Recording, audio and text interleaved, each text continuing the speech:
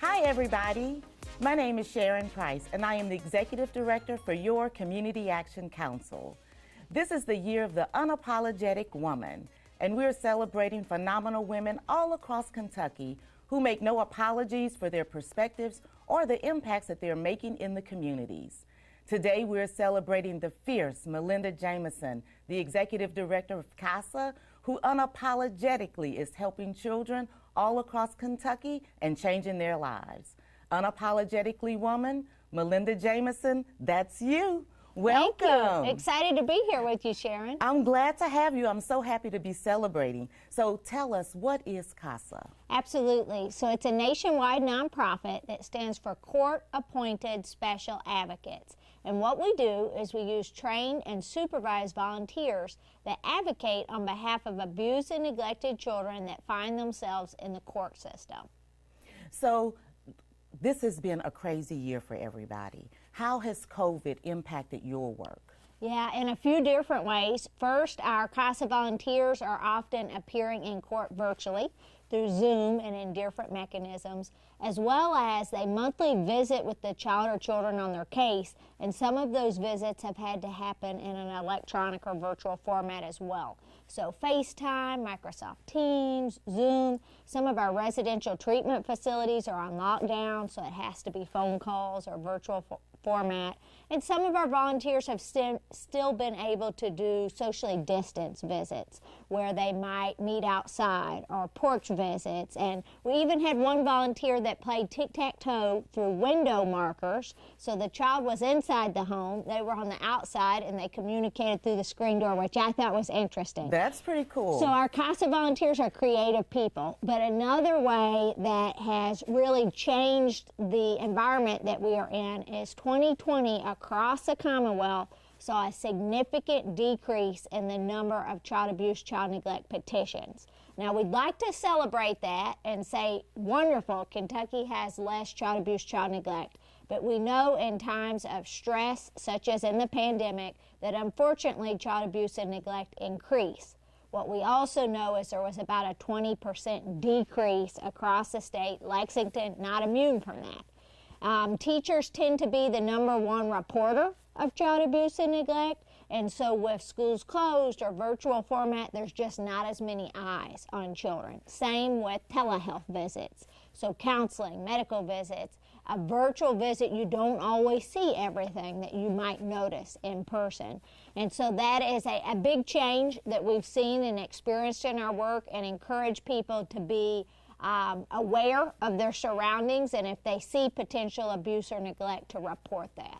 And so when they see potential abuse or neglect, what does that look like? What would people look for in order to think, oh, there's a problem here? So I think in layman's terms, if you see something that just doesn't sit right with you, that sort of gives you a gut check and says, I don't feel comfortable with that, that could be a first sign. I think if it's a small child that's not yet cruising, as they say, that is bruised, that's something to be aware of. With older children, you know, they can be active. I think we've all had our own kids or seen kids that have bruises on them, so that doesn't necessarily mean child abuse, child neglect. But if you see multiple or repeat, and you're seeing over and over, if you see children outside the home that maybe aren't dressed appropriately, or concerns that make you think something just doesn't seem right, we encourage people to use the hotline. You can report anonymously, and you know, if it's not abuse or neglect, you haven't done anything to harm that family, but if it is, you could have ensured that that child is in a safe and permanent place. Okay, so you do a lot of advocating. That's one of the things that you do. Tell us about the pinwheels. Okay, so April is Child Abuse Prevention Month, and nationwide the pinwheel is used as a sign of hope. for child abuse prevention. And so here in Lexington, we partner with Raising Cane's on Nicholasville Road. So if anybody drives past, they're going to see a plethora of pinwheels. And so we actually plant a pinwheel for every child here in Fayette County that had a new case of abuse or neglect in 2020. Now, we also serve Bourbon, Woodford, and Scott counties, so if you happen to be in one of those counties, we have partners as well, and it's a smaller display because in those counties, less numbers of child abuse, child neglect, which is a positive thing because the population is a lot less. But so we put those up as awareness because people tend to be very unaware of how big of a deal child abuse and neglect are here in Lexington and across the Commonwealth. And you probably know, but here in Kentucky, unfortunately, we are yet again #1 for child abuse and child neglect in the entire nation. And so we want people to be motivated through those pinwheel displays to say, I'm not okay with this, and take action. I think, you know, in this pandemic, it's easy to complain about a lot of things or our current situations, but I encourage people, don't just complain about it, do something about it. That's right. Be active, get involved. So what, you talked about the number of pinwheels. What is that number for Fayette County? Do you know? Yes. So for Fayette County in 2020, it was just under 1,000. Now, typically we see anywhere from 1,200 to 1,500 new petitions of child abuse, child neglect in Fayette County per year. So that shows the significant dip that we saw in 2020. Okay, so I've got to ask you about this. I've seen you a time or two all dressed up in a costume. What's that about? You were a superhero. Yeah, so actually one of our fundraisers at Casa is the Casa Superhero Run. And the tagline is, all kids need heroes, abused kids need superheroes. So it's a fun opportunity for families to come out, single people to come out, people of all ages, and have a good time. Raise money for a great cause. But you are correct. I typically don some superhero outfit for that cause and have a good time with it. But there's a children's 1K for them. They get capes and medals, a 5K walk run, a festival, all kinds of fun activities. And that event this year will be on August 21st at Windstar Farm, and you can already register for it. So if people are interested, they can go to casaoflexington.org, and there is a link on there to register for that event. Okay, so Casa relies a lot on volunteers, but you have a favorite volunteer of mine that I'd like you to talk about. Tell us about Matilda. Yeah, so Matilda is amazing. She is, for those that don't know, she is a yellow lab retriever mix, and she is the only courthouse facility dog in the entire state of Kentucky. So she is a true service dog that spent 2 years learning various commands and to be able to work in the role that she works. She was trained through Canine Companions for Independence, and then she was matched with us here at Casa of Lexington. But so her role is to provide a sense of comfort to children. In Kentucky, children have to testify against their perpetrator. So that can often be very traumatic, thinking about someone that's known to you, maybe a parent that could have sexually abused or physically abused you.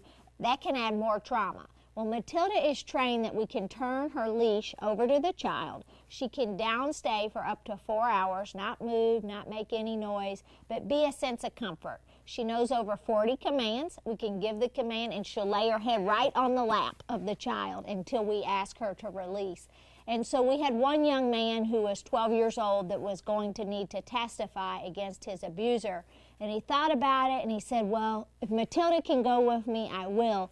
And it was really amazing to see that he buried his face in Matilda's soft fur as he told what the court needed to hear and was able to do what they needed to be able to criminally prosecute his abuser.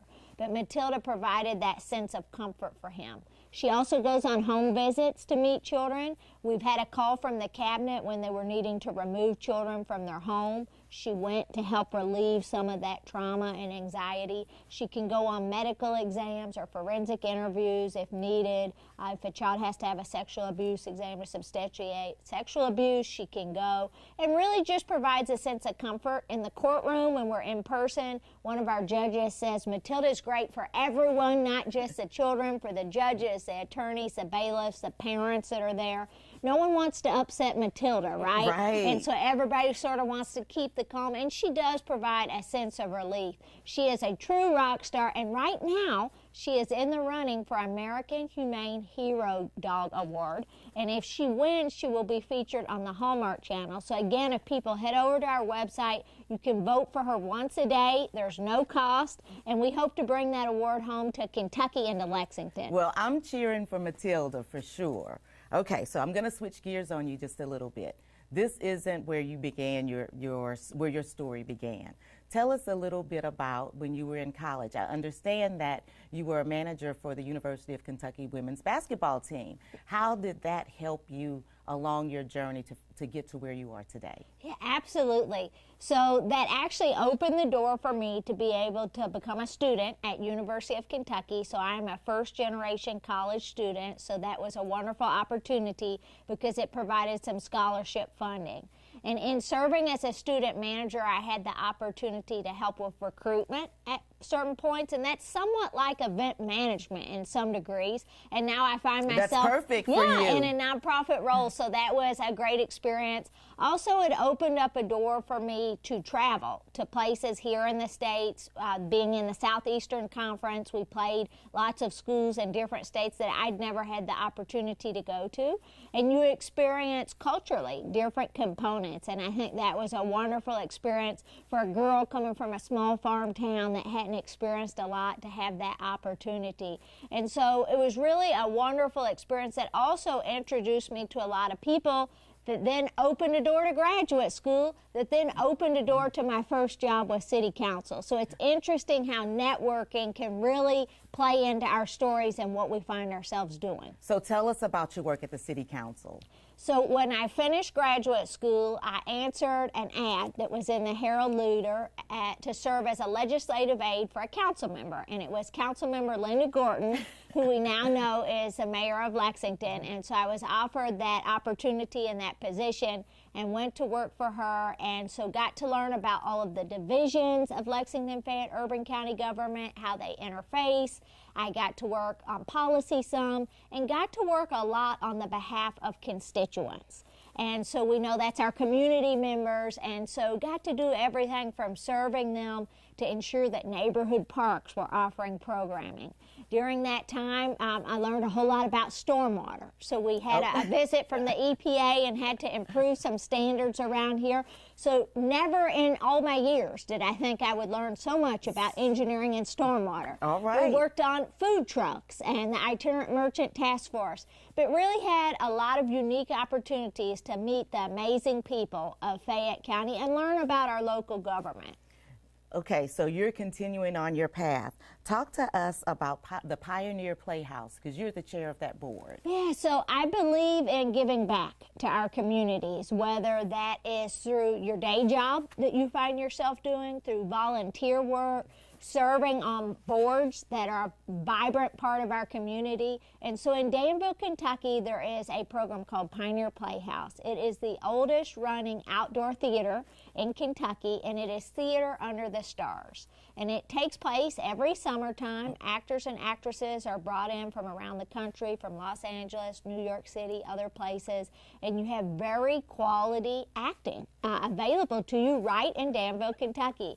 And so I serve as the board chair of that program and just think that's a wonderful asset that we have right here in our own community to introduce people to the arts. And what some people might not know, John Travolta and Ernest P. Worrell both got their starts at Pioneer Playhouse. Now, see, I would never have known that. Yeah. That's awesome. That is awesome. So tell us some more about some of the other organizations that you're involved in. So I've had the opportunity to go through Leadership Lexington, and that was a wonderful opportunity to learn more about what's going on in our vibrant community. Right now I'm participating in Leadership Central Kentucky, so that expands a little further, and then I had the opportunity to participate in Leadership Kentucky. And I'll say all of those experiences go to just tell me what a wonderful place Kentucky is to be. Now, I said earlier, we have some challenges when it comes to child abuse and neglect, and I know that's not the only ones, but we have a lot going for us together here as well. And I think we have some of the best people next to none here in Kentucky. And I really think if we unify and come together and don't focus so much on what separates us, but what unifies us, that we can really accomplish great things. And I'm proud to be a Kentuckian, proud to be serving this Central Kentucky community and just think we are really blessed to live in this state. Well, and one of the things that I like about Kentucky and specifically Lexington is all of the internetworking. And so we, Community Action Council, has a partnership with Casa. Yeah, absolutely. We're thrilled to have an MOU with CAC, and so we had the opportunity to go in and work with some of your staff with the Head Start programs and talk about how we can share trainings. So from one organization to the other, how we can refer if a child needs a Casa volunteer, or if a child qualifies and could be part of the Head Start program. So this has been a wonderful opportunity because many times we might be working with the same population of children, but they may not know, or the families may not know, all of the services available to them. So we're proud for CAC to be one of our partners and proud to serve this community.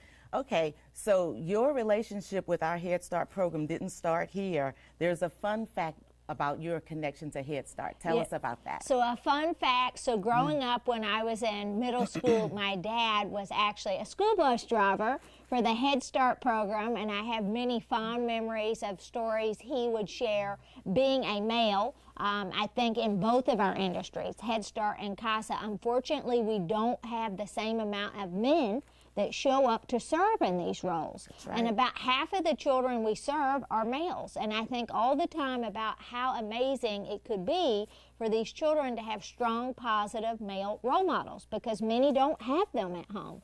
And so my dad thought that it was important to be engaged with children that may not have that.